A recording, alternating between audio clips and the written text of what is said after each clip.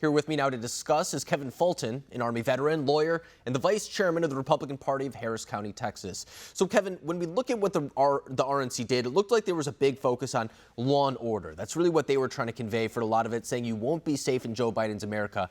On the DNC, a lot of the focus was on the coronavirus pandemic. That's really what they want this upcoming election to be about. Do you think that the global pandemic will be the top issue for voters come November? Actually, I don't. I think right now the top issue will be law and order. People are afraid. You have Democrats pushing for defunding the police. You have people who no longer feel it's safe to go outside. So I think you will see that the big issue will be the safety of this country and the direction that this country wants to go in. And the conventions proved exactly what we were talking about. Democrats never mentioned about the rioting and the things that the destruction and the death that's occurring because of the rioting and the property damage. None of that was mentioned. It was basically like a Hollywood production. I saw more celebrities than I did common people speaking at the convention. That's their view of the country. And I think you're right to say that what is very important about the DNC is that sometimes what was not brought up. You mentioned that the violent protests were not mentioned. They did bring up demonstrations, but it was more so to pivot against President Trump, saying that he's facilitating race relations, whatever it may be in this country. But I think it's also worth noting that they didn't mention China either. And when talking about the coronavirus pandemic, Republicans specifically are taking note that China was suppressing dissenting views very early on. They weren't being transparent with information, things of that nature. So when it comes to the coronavirus pandemic, do you feel as if that at this point it's kind of being more so used as a vehicle to get other measures passed, such as expanding mail-in voting, things of that nature, and deflecting away from President Trump? Do you think that's what the true nature of this is? Oh, definitely. You know that the Democrat motto is, if there's a situation, any type of tragedy, make sure you take advantage of it. And that's what they're trying to do. They're trying to use it in order to get mail-in balloting. They're trying to use it to say this is the reason why we need universal health care and to get rid of the healthcare system. They're even saying, hey, let's amount of money that they want to give people for unemployment. And yes, the country is suffering. Don't get me wrong. People out of work should receive some help from the government.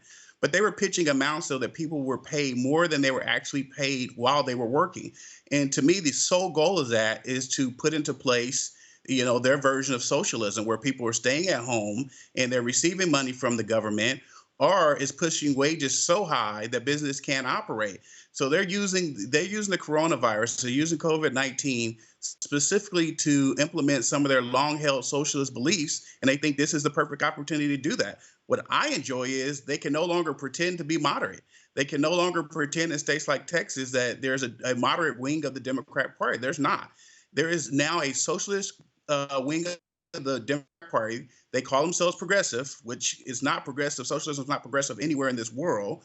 But that's the word they like to use, is basically socialism, and they have now taken over the party. And so moderates no longer exist in the Democrat Party.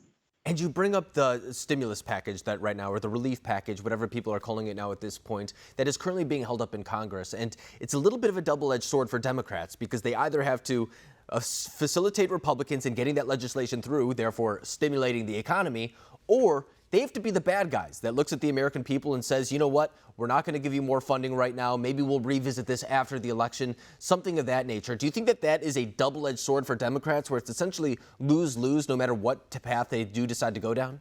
Well, I think what they're doing is banking on their communications team, which is most media, to push out the message that the reason why you're not receiving help is all because of President Trump. If a lot of people look, they'll see the Republicans have offered $1.3 trillion. And for most Republicans, that makes us nervous talking about that kind of money. But they're willing to give $1.3 trillion in order for people to receive some relief. And Democrats in Congress rejected the ability for people to receive some unemployment, businesses to receive more money under another wave of PPP, simply because they want a $3 trillion package that has absolutely nothing to do with actually helping the people who need the money the most. So I absolutely think that they're out of control with their spending, what they're doing. And yes, it's a double-edged sword, but I think they're banking on the media, who's always supported them, to get the message out that it's not them. This is all about Trump.